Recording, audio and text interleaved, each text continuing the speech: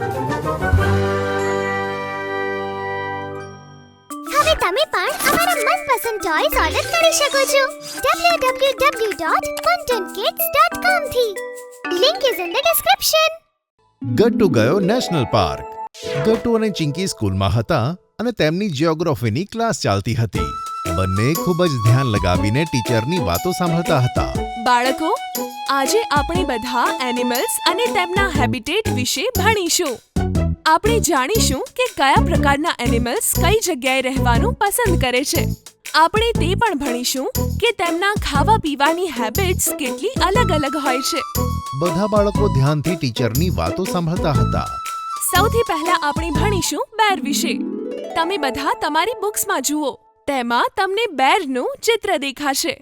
બધા બાળકો બુકમાં જુએ છે તો તેમને મોટા બેરની એક ફોટો દેખાય છે. બાળકો, આ એક સ્લોથ બેર છે. બેરની આ સ્પીશીઝ સૌથી વધારે જોવા મળે છે.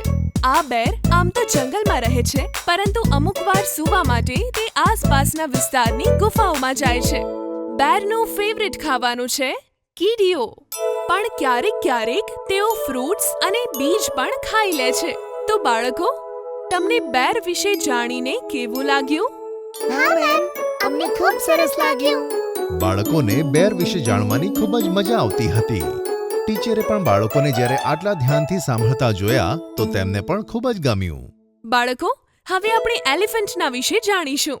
એલિફન્ટ જંગલનું સૌથી મોટું પ્રાણી હોય છે અને જે એલિફન્ટ્સ ઇન્ડિયાના જંગલોમાં જોવા મળે છે તે દુનિયાના સૌથી મોટા મેમલ્સમાંથી એક હોય છે.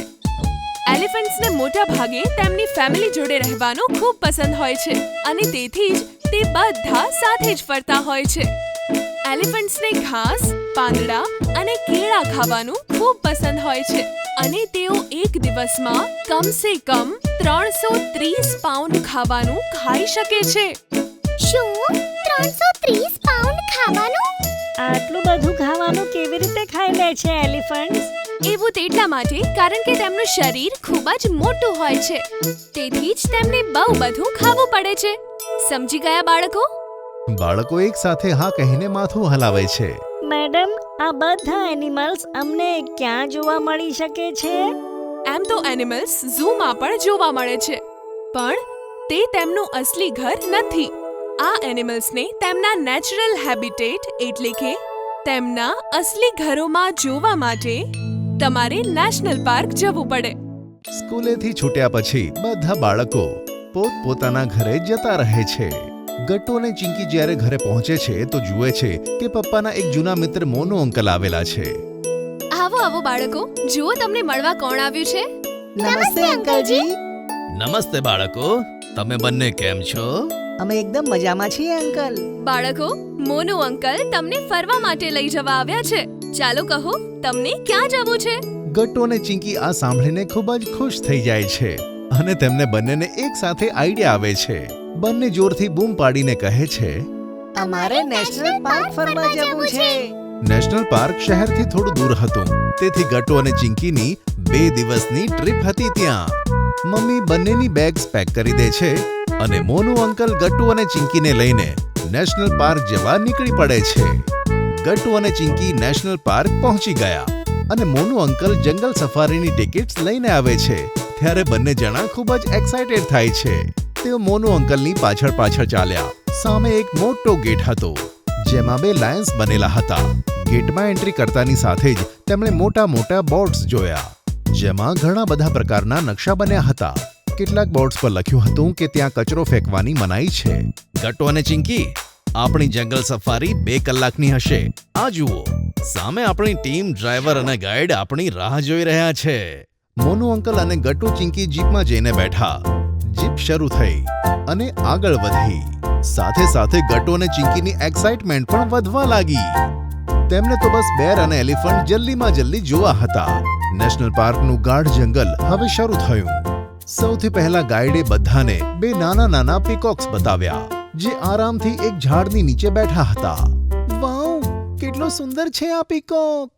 સાચું, મેં ક્યારે આટલા સુંદર પીકોક્સ નથી જોયા. બાળકોની વાત સાંભળીને મોનુ અંકલ હસી પડ્યા.